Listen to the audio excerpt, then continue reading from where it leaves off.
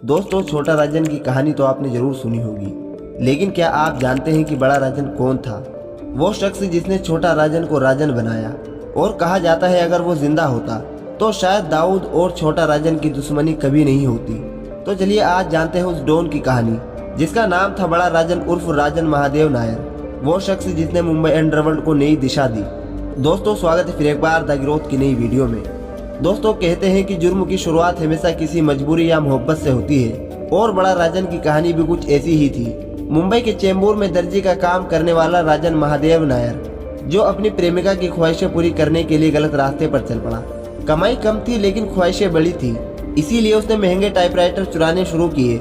लेकिन किस्मत ने धोखा दिया और एक दिन पकड़ा गया और चोरी के जुर्म में उसे 3 साल की सजा हुई। जब जेल से बाहर आया तो उसके इरादे पहले से भी ज्यादा खतरनाक हो चुके थे।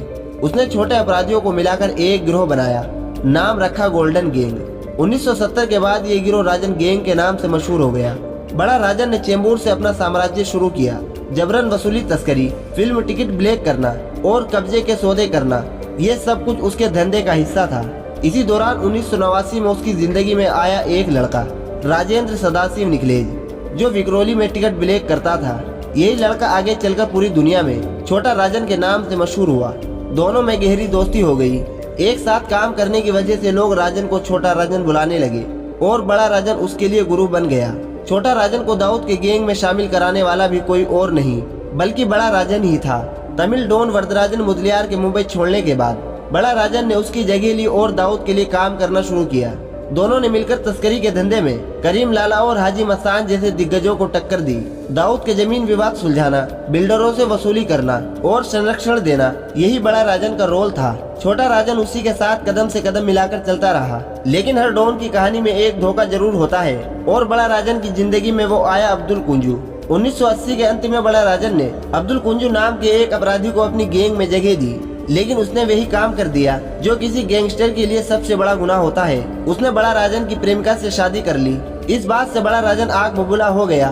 दोनों के बीच दुश्मनी शुरू हो गई। 1982 में पठान भाइयों ने अब्दुल कुंजू की मदद से बड़ा राजन की हत्या की साजिश रची और फिर अदालत के बाहर राजन महादेव नायर को गोली मार दी गई, जिससे उसकी मौत हो गई। गुरु की मौत के बाद छोटा राजन का एक ही मकसद रह गया, बदला। उसने अब्दुल कुंजू को ढूंढकर मारने की ठान ली।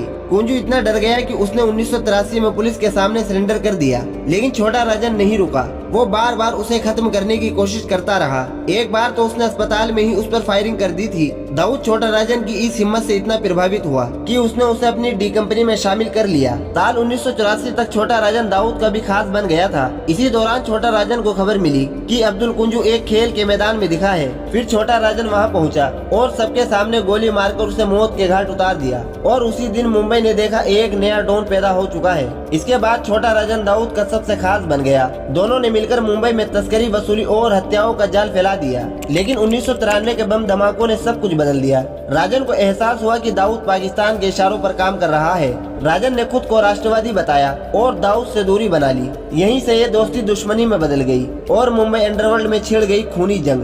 कहते हैं अगर उस वक्त बड़ा राजन जिंदा होता तो शायद ये दुश्मनी कभी शुरू ही नहीं होती, क्योंकि वो दोनों के बीच वो पुल था जो नफरत को जन्म लेने से रोक सकता था। बड़ा राजन आज भले ही इतिहास बन चुका हो, लेकिन उसकी विरासत आज भी मुंबई के अंडरवर्ल्ड की दीवारों पर गूंजती है। वो शख्स जिसने दाऊद को ताकत दी और छोटा राजन को नाम दिया, वो था राजन महादेव नायर उर्फ बड़ा राजन। तो दोस्तों, आज की इस वीडियो को यहीं पर खत्म करते हैं और मिलते हैं फिर एक नई वीडियो में। दोस्तों, आपको ये वीडियो कैसी लगी कमेंट सेक्शन में जरूर बताएं।